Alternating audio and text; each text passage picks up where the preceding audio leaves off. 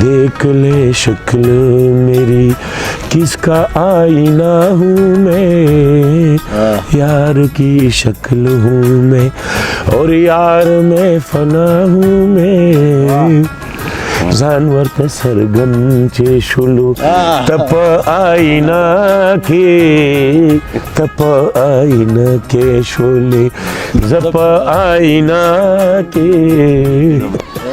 چې که پرس که پیاس خان سندرغاړی او هنرمند نو پیاس خان به څو سره ته وایم په لږو ټکو کې راته نشم ویلی خو خراب سړی به وم دیکھ لے شکل میری کس کا آئینہ ہوں میں، یار کی شکل ہوں اور یار میں فنا ہوں میں. حمزه بابا نه شاته پوسو کو چې ستانه پس به د غزل مالک سو کی هغه ورته وی اکرام الله ګران به وي، شمس القمر اندیش به یو، خیبر افریدی به. ستا د نظر غشو مې زړه وویشت پکې ودرېدو، ستا د نظر غشو مې زړه وویشت پکې ودرېدو، خوښې شو دا کور ګینې بهر هم ترې وتلی شو، ته چې ورته راغلې د دنیا هم ورته مخه شوه، ته چې ورته راغلې د دنیا هم ورته مخه شوه، زړه خو د حمزه ورکوټې کور خو اوس کلی شو. سلامونه او احترامات مې ومنئ ډېرو قدرمندو لیدونکو او خوږو اورېدونکو. ستاسو ملګری حمزوي یوسفزی یم. تاسو ګورئ چې زما په څنګ کې ډېر درانه خواږه، ډېر هغه فکرونه،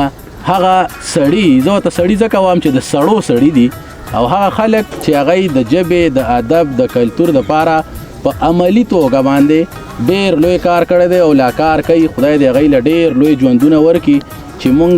او زمونږ په څېر یو شمېر مینوال په پښتون افغان وطن کې هغوی اوري، هغوی ویني، هغوی نه د یو رول ماډل دي د هغوی دپاره، که هغه سندره وایي، که هغه خبرې کوي، هغه ټولې هغوی د ځان دپاره خوشبختي ګڼي. مونږ به امتیاز لالا طرف ته اول ځمه که امتیاز لالا مونږ سره څه خبره شریکوي. پیاز لالا پر څنګ کې ناست دی او صوابی ده، نو صوابی په ملنګی باندې یادیږي. صوابی د سترو سترو خلکو کور دی. امتیاز لالا ته خواست کوم که څه خبره، څه شعر سره سره شریکوي، بیا به د پیاز خان طرف ته ځو. ډېره مننه. او زمونږ دپاره د نننۍ ورځې دپاره دا خبره ډېره لویه ده، ډېره ستره ده چې پیاز خان وایي چې زه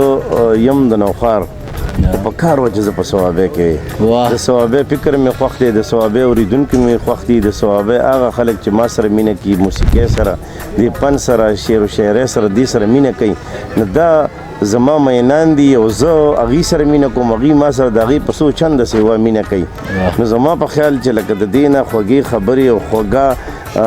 مطلب دا هغه خاطره چې هغه موږ سره نن هغه شریک کړې ده، نو ما باندې نن چې د نننۍ ورځ د ریچارډ شمګل چې دا د سپرلیول هغه دور دی چې لکه هغې کې خلک مستی کوي، خوشحالۍ کوي، شریکېږي په مینه کې، په هر څه کې. نو ما باندې چې نن کومه خپله خوږه خبره لګېدې ده پیاز خان له طرفه چې هغه د صوابی طرفه دپاره ده، او دا صوابی د خلکو چې کوم دی د هغوی په ویاړ باندې هغه دا وایي چې یاره لکه که زه صوابی یم نو دا ډېره زه یم د نوخار، خو لکه وي ما سره د مینې او دغه خلک دومره صوابی زه یم چې دا مې ارمان دی چې زه صوابی یم، نو ما سره دې نه سیوا خبره نشته، ځکه چې پیاز خان ناست نو خلک د نور مخې ته ډیوه نه بلي، نو پاتې به پیاز خان خپلې خاطرې. ډېره زیاته مننه امتیاز لالا، په لنډو ټکو کې ډېره لویه خبره وکړه، او دغه خبره مونږ هم دغلته کې محسوس کړه چې پیاز خان دغلته کې دغه خبره وکړه چې صوابی او د صوابی په حواله، د صوابی د خلکو په حواله کومې خبرې. سمدستي د پیاز خان طرف ته ځو. اولې خو ډېره زیاته مننه کوو چې مونږ له او دلته بلا مینوالو له بلا ډېر وختونه ورکړل، هغوی سره تصویران، هغوی سره خبرې اترې، ګپې شپې ورسره ولګولې. او دغه یو خبره مونږ چې دغه ځای کې ناستو نو یو ملګري ورته وی چې تصویر وباسم، هغه ورته وی چې کله تاسو ووایئ چې زه نو هله به ځم. ډېر لوی سړی دی، د کردار سړی دی. ډېره زیاته مننه چې تاسو موږ له وخت راکړه، موږ سره کېناستئ، ډېر قدرمن شئ، ته راغلي یئ، خپله خاطرې، خپل تاثرات را سره شریک. د ټول نه اول خو زه دا ووایم چې د مینې په نوم باندې په کوم ځای کې یاران بې غرضه بې لالچه راغونډېږي، نو هغه ځای هم بختور وي، د هغې مقام هم بختور وي، او تر ډېره به یادېږي هغه. زه چې دې ځای ته ګورم نو دلته چې مونږ رالو نو اول به هغلته کېناستو، یو ټینټ به هم لګولی و، اوس د هغې یو شکل دلته تاسو ته ښکاري مخامخ. نو باقي هر یو څیز فاني دی، او چې حمزوي نوم چا سره لګېدلی وي صحیح نو هغه به ضرور په مونږ ګراني امتیاز جانه ډېره زیاته وجه دا چې حمزه بابا نوم پر روان دور کې بل غزل معیار کم سنگر یا کم شاعر چې ماته چې حمزه بابا نه دی کتلی نو زه ورته نه ته شاعر یې او نه ته سنګر یې ډېر ځکه که ته د موسیقۍ رموز او د هغې دپاره طرز او ټکي ګورې نو حمزه سره په هر راګ کې ټکي شته د هر بهر د هر شمار ټکي د بابا سره شته اوس داسې یو واقعه وایم یو مولوي حیدر وهاړي والا دی هغه قوالی کوي نو د هغې یو کلام زه ته ډېر متاثر وم چې دیکھ لے شکل میری کس کا آئینہ ہوں میں یار کی شکل ہوں اور یار میں فنا ہوں میں طرز میں ډېر خوښ شوم چې دې طرز له حمزه بابا کې څه ټکي وګورم نو منې چې د نهو سیلابو کلام دا د اردوم دی او د نهو سیلابو د حمزه بابا سره ملو شو او د کمال خبره ته کوم مطلب هم پکې دا دی زه وایم چې لکه دا ماته بابا په خپله ویلي چې دا کلام ووایه اوس وورې ځان ورته څرګند چې شولو ته په آئینه کې دیکھ لے شکل میری کس کا آئینہ ہوں میں ځان ورته څرګند چې شولو ته په آئینه کې ته په آئینه کې شولې زه په آئینه بیا وایي چې ولې خپل مثال دې کړو پیدا چې اوس خفه یې ولې دې خوښ کړي وو راتله په آئینه کې د دې طرز داسې دی دیکھ لے شکل میری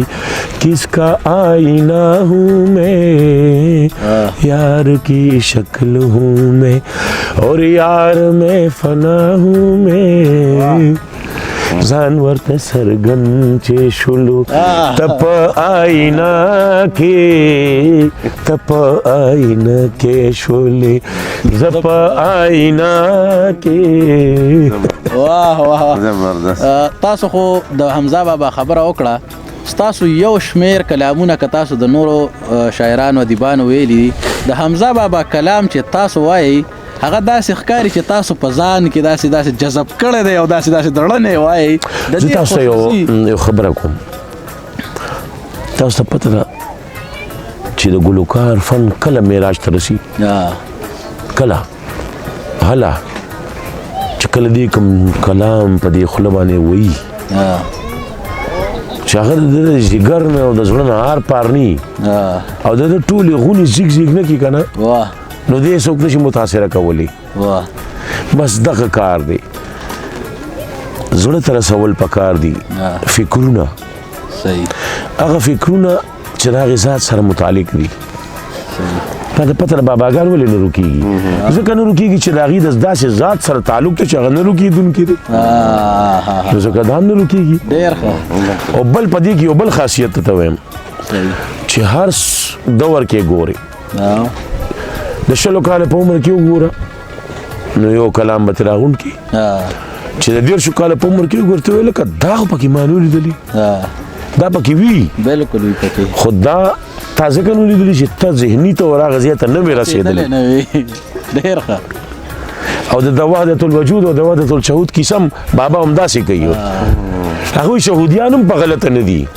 که هغوی وجودیان هم ته غلط وایي نو دا په غلطه نه دي ځکه چې شهود هغه ته وایي چې عین الله وویني د هغه د دې نه مخکې مزل نه وي نور تللی نه شي هغه نصیب یې نه دي دنیا کې نو هم په غلطه نه دي او وجودي چې کوم دی که نه